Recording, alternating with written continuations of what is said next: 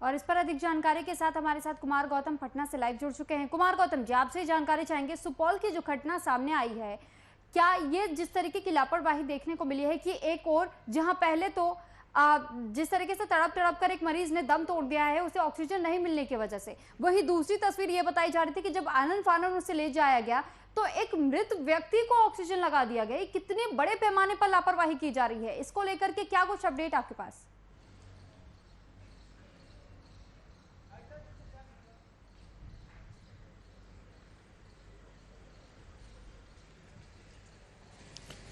देखिए, ताज़ा अपडेट यही है कि इस पूरे मामले पर अभी सिर्फ आरोप और प्रत्यारोप का दौर चल रहा है। अभी तक इस पे कोई जांच नहीं बैठी है और जांच तब बैठेगी जब ये बातें निकलकर सामने आएगी कि आखिर किस वजह से मरीज ने दम तोड़ा है। पीड़ित परिजनों की माने तो साफ तौर पे वो कह रहे हैं कि अस्पताल प्रशासन और जो मैनेजर हैं, सिटी हेल्थ मैनेजर, उनकी लापरवाही का नतीजा है कि त्रिवेणीगंज जैसे अस्पताल में मरीज दम तोड़ देते हैं और ऑक्सीजन के रहते दम तोड़ देते हैं। सबसे बड़ी बात यह है कि आखिर ये लापरवाही अस्पताल प्रशासन के जरिए कैसे हुई, अस्पताल प्रशासन ने कैसे मरीज को जाने दिया, या मरीज अगर उसके जो डॉक्टर और जो अस्पताल के जो लोग हैं उनकी अगर बात माने, उनसे जब बात करने की कोशिश की गई तो उन्होंने साफ तौर पे कहा कि जो पीड़ित परिवार है वो अपने पेशेंट को कहीं और इलाज के लिए ले जाना चाहते थे और इस क्रम में ये घटना हुई है। जबकि जो पीड़ित परिवार है वो साफ तौर पे कह रहा है कि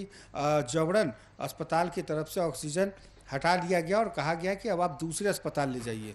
आनन फानन में जब पीड़ित परिजन दूसरे अस्पताल ले जाने के लिए 104 या 102 या जो भी एम्बुलेंस के लिए जो डायल नंबर है उसको पहले लगाते हैं, मगर बातचीत नहीं हो पाती है।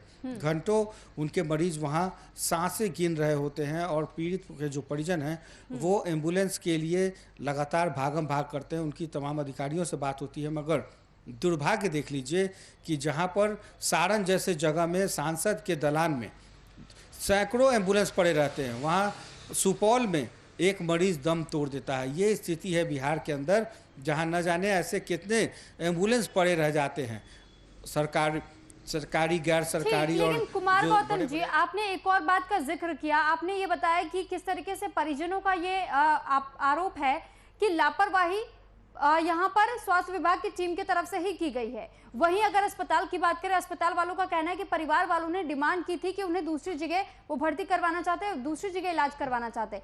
तो क्या यह अस्पताल की जिम्मेदारी नहीं बनती है कि अगर परिवार चाहता भी है दूसरी जगह तो वो उनको स्थितियां समझाए कि मरीज की स्थिति इस वक्त ये नहीं है कि हम उन्हें कहीं और रेफर करें, और अगर वो रेफर करते भी है तो क्या उचित वक्त में उन्हें सही कदम नहीं लेना चाहिए था?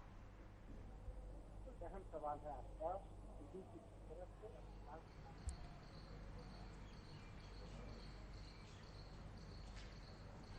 बिल्कुल अहम सवाल है आपका सुरभि, की जिस तरह से अस्पताल प्रशासन अपना पल्ला झाड़ रहा है तो कहीं ना कहीं ये नाकामी ये बताता है कि अस्पताल प्रशासन को चाहिए था कि अगर उनकी स्थिति ज़्यादा नाजुक है और उनको अगर रेफर ही करना था तो वो सरकारी अस्पताल से एम्बुलेंस मंगवाते, परिजनों के साथ पेशेंट को ऑक्सीजन के साथ दूसरे अस्पताल भेजते।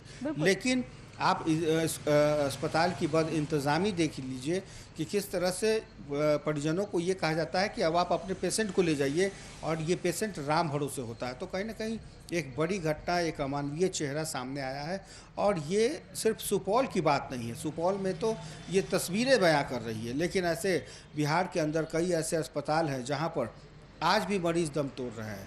आज भी जो हालात है वो बिल्कुल बेकाबू हैं, स्थितियाँ बहुत अच्छी नहीं है दूसरे अस्पतालों की। दूसरी बात, लगातार आप देखिए कि इस पर राजनीति भी हो रही है, विपक्ष के लोग लगातार हमला कर रहे हैं सरकार के ऊपर कि सरकार की जो स्वास्थ्य सेवा है सिर्फ राजधानी पटना तक ही सीमित है, क्योंकि यहाँ पर मुख्यमंत्री बैठते हैं, स्वास्थ्य मंत्री बैठते हैं, तमाम जो अधिकारी हैं वो यहाँ बैठते हैं। लेकिन बिहार के जो दूसरे ज़िले हैं, इवन कि जो राजधानी पटना से सटा हुआ जो तमाम ज़िला है, बात चाहे नालंदा की कर ले, गया की कर ले, अरवल की कर लें, इन तमाम ज़िलों में स्वास्थ्य सेवाएं बिल्कुल ठप है। आरा तक में देखा आपने कि पप्पू यादव साफ तौर पे कैसे कह रहे हैं। राजधानी पटना के जो गर्दनीबाग अस्पताल है वहाँ पर देखिए ऑक्सीजन कूड़े के ढेर में मिलता है। तो स्वास्थ्य सेवा को लेकर के पीएम फंड की तरफ से, पीएम फंड केयर के नाम पर न जाने कितने वेंटिलेटर दिए गए, लेकिन स्वास्थ्य विभाग के पास ना तो पीएम के इस फंड केयर को लेकर के जो वेंटिलेटर दिए गए हैं, ना कुशल तकनीक चलाने वाले हैं और ना ही ऐसे टेक्नीशियन हैं जो इसको सुचारू रूप से वेंटिलेटर को चला सकते हैं। अभी ऐसे कई ऐसे लोग हैं जिनको ऑक्सीजन भी ऑपरेट नहीं करने आता है। और दूसरी बात, ये तमाम जो जी, कल मैं जब अखबार पढ़ रही थी तो उसमें एक लेख छपा हुआ था और उस लेख में भी सुपौल का जिक्र था। सुपौल से एक और ऐसी घटना मैंने देखी थी, उसमें भी यही बताया गया था कि एक मरीज लगातार अस्पताल से गुहार लगाता रहा कि उनके पिता की तबीयत बेहद खराब है, उनको ऑक्सीजन की जरूरत है, लेकिन उस मरीज को भी बीच सड़क में छोड़ दिया गया मरने के लिए। तो इस तरीके की लापरवाही आखिर बढ़ती क्यों जा रही है? क्या स्वास्थ्य विभाग की तरफ से कोई कदम नहीं उठाया जा रहा?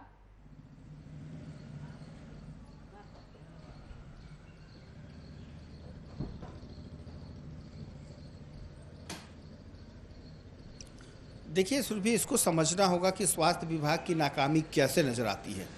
आप देखिए कि जिस डॉक्टर की नियुक्ति किसी गांव में या पीएससी लेवल पे है जहां, लेकिन मुख्यालय से बाहर निकलना नहीं चाहते डॉक्टर साहब, उनकी ड्यूटी ऐसे ही बनती रहती है। लेकिन कोरोना की घड़ी है, कोरोना के समय जहां पर डॉक्टर की तैनाती 24 घंटे होनी चाहिए, वहां पर कम से कम 3 डॉक्टर होने चाहिए। तो ऐसे में डॉक्टरों की कमी पहले से है। आज खुद आपने देखा कि सरकार विज्ञापन निकाल करके इन डॉक्टरों की नियुक्ति कर रही है वॉक इन इंटरव्यू के आधार पर।